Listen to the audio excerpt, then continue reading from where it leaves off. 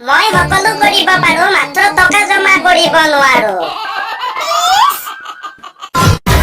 তাক ধুনীয়া ল'ৰাবোৰ বহুত চেনি বোলে। ভাগ্য ভাল যে মই ধুনীয়া নহয়।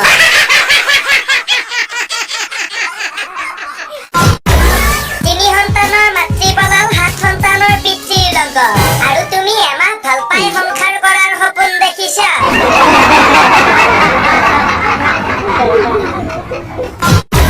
দুটা কাৰণতেই মই গাৰ্লফ্ৰেণ্ডক বাইকত লৈ নুফুৰো। কাৰণ মোৰ বাইক নাই আৰু মোৰ গাৰ্লফ্ৰেণ্ডো নাই।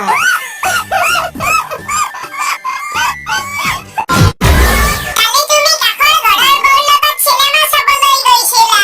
কি কৰিম কোৱা, আজিকালি যিহে চিনেমা পৰিয়ালৰ মানুহৰ লগত একেলগে বহি চাবই নোৱাৰি।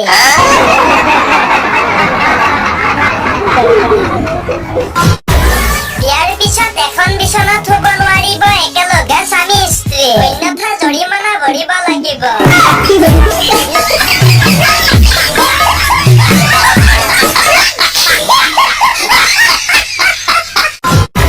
কৈছিল এদিন তোমাক এৰি বহুত দূৰত গুচি যাম। ময়ো 100 টকা এটা তাইৰ হাতত দি গলো, ৰাস্তাত কিবা এটা খাই ল'বা।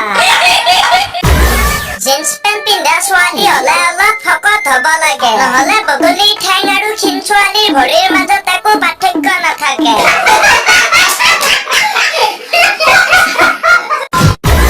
ঠিক কেনেকুৱাকৈ চাই থকা এজনীক বিচাৰি আছো।